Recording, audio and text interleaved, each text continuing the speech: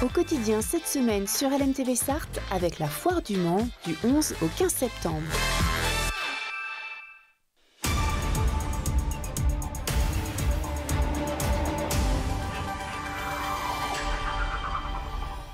Bonsoir à toutes et à tous, nous sommes le lundi 8 septembre, ravis de vous retrouver pour cette nouvelle édition de Quotidien, l'essentiel de l'information sur votre territoire en 15 minutes. L'un des événements phares de ce mois de septembre, la Foire du Mans réalise sa 88e édition.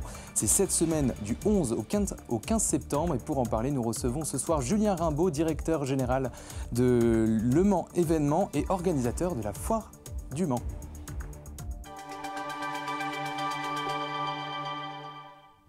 Un événement tragique au cours du week-end. Le jeune athlète sartois Louison Aymard perd la vie dans un accident de voiture. Son club d'athlétisme est en deuil. La Sarthe fait face à une prolifération du frelon asiatique sans précédent. Rencontre avec un apiculteur désemparé. Et puis Le Mans FC, avec des partenaires, organise un événement pour les demandeurs d'emploi. Il se déroulera mardi 23 septembre au stade Marie-Marvin. Week-end bien triste pour le sport sartois endeuillé. Louison Aymard, 22 ans, est décédé d'un accident de la route dans la nuit du vendredi à samedi en Indre-et-Loire. Le jeune athlète avait ramené une ambiance conviviale à Endurance 72 qu'il avait rejoint il y a un an. Les membres du club sont toujours sous le choc. Un reportage de Colin Ancel. Louison Aymard. C'est une bien triste histoire, celle de Louison Aymard, le jeune homme licencié à Endurance 72, tragiquement décédé à seulement 22 ans.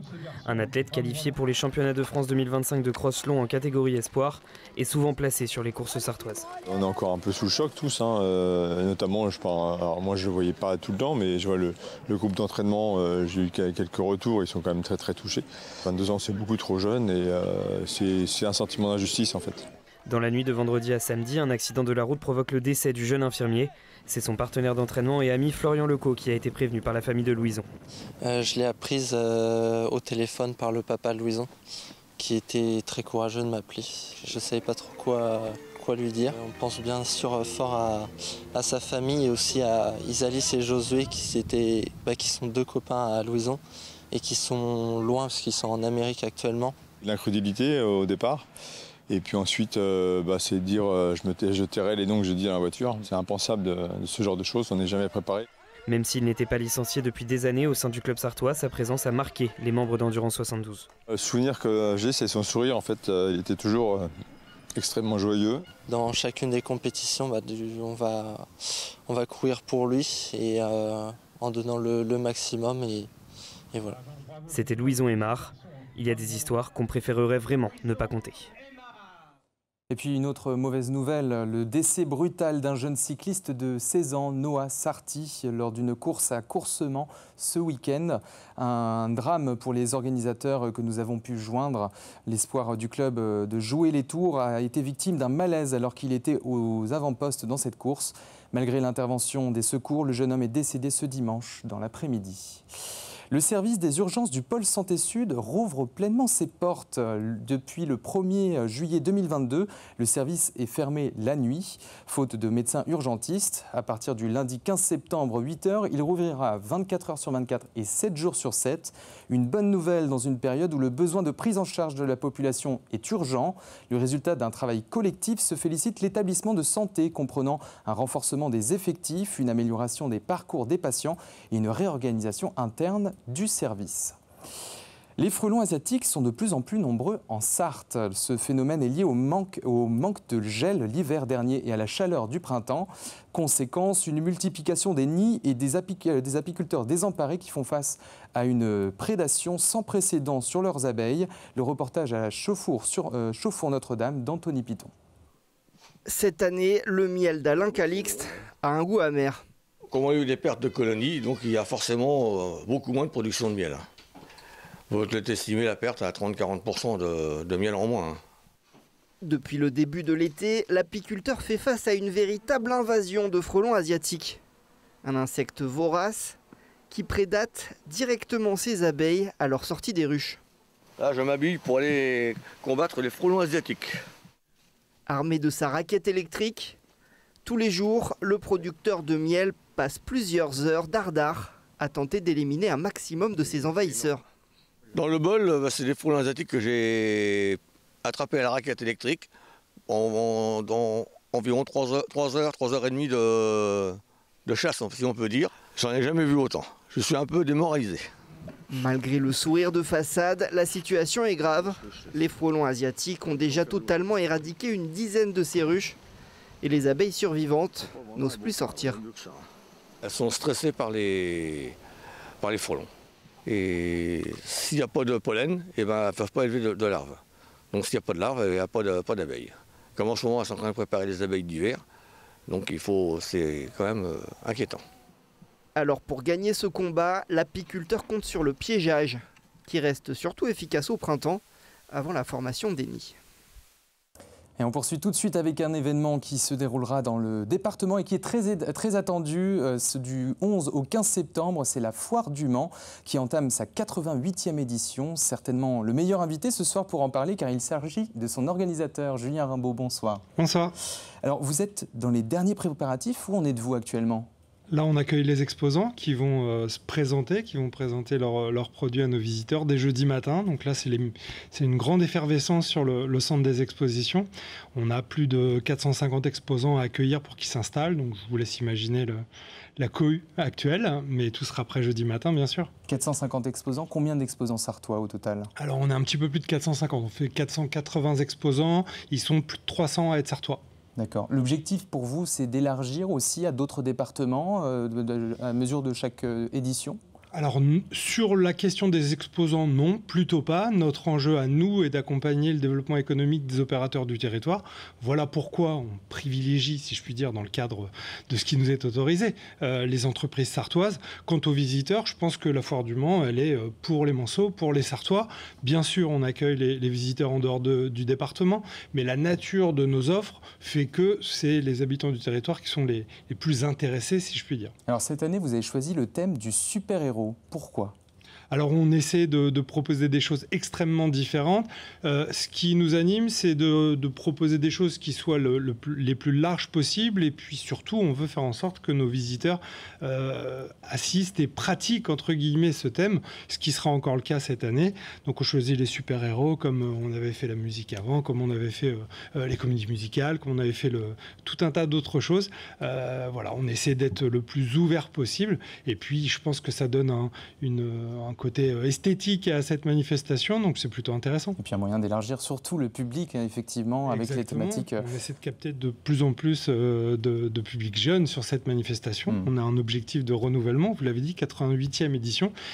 Il faut qu'on en fasse encore au moins autant. On connaît surtout la Foire du Mans sur son aspect prise de contact avec des entreprises, entre commerçants et entrepreneurs. Est-ce que la foire est-elle aussi, c'est un moyen aussi peut-être de déposer sa candidature, peut-être de faire des rencontres pour des demandeurs ou demandeuses d'emploi qui souhaitent venir sur l'événement ? Effectivement, c'est très fréquent. On voit des personnes aller à la rencontre, pas dans un objectif d'achat, mais pour se présenter, pour entrer en contact avec les entreprises. Donc oui, il y a ce côté aussi, recrutement qui peut exister.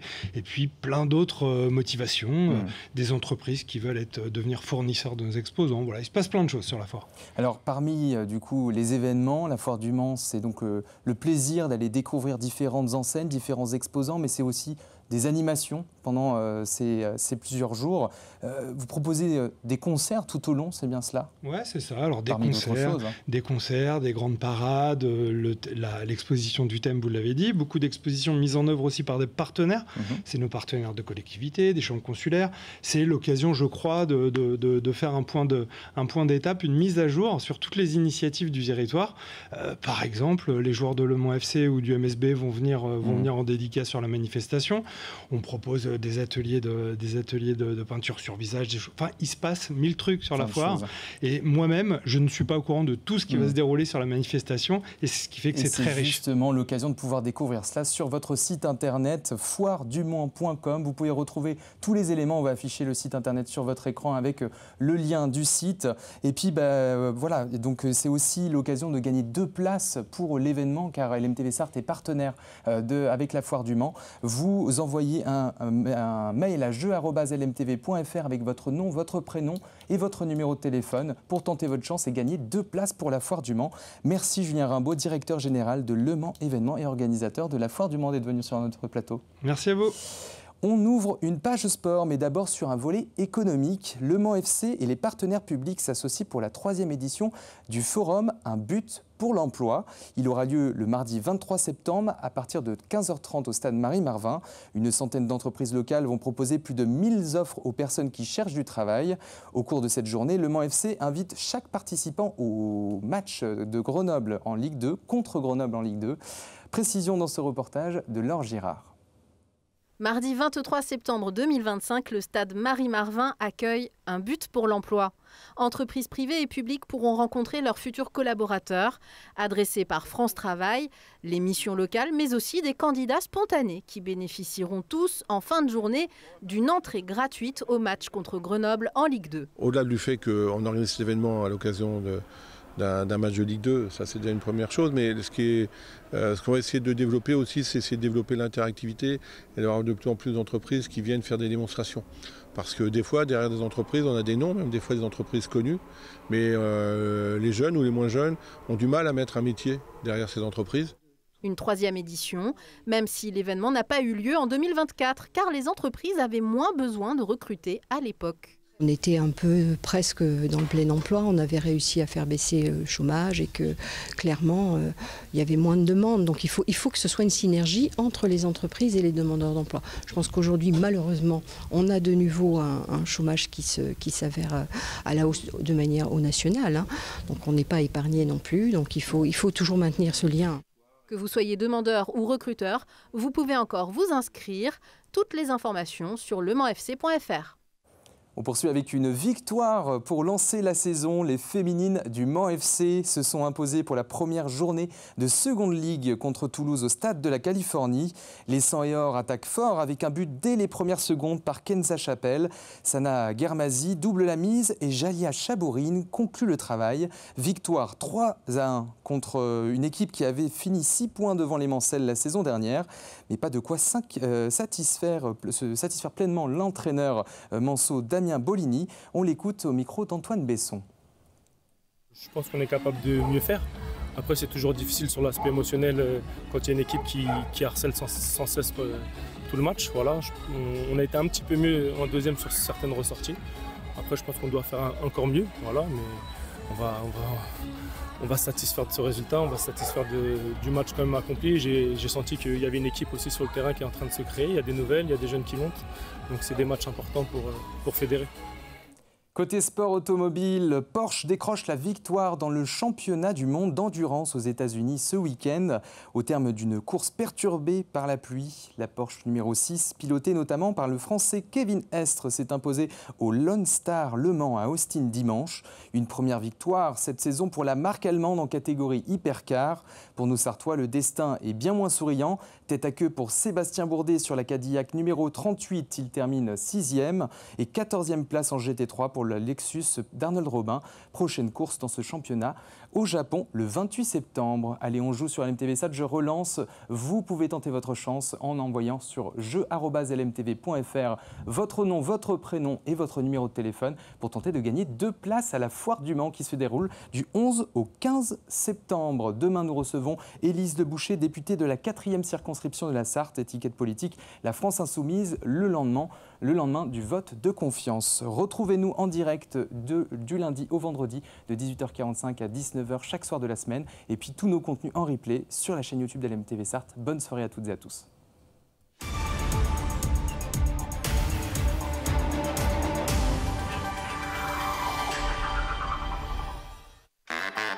Au quotidien cette semaine sur LMTV Sarthe avec la Foire du Mans du 11 au 15 septembre.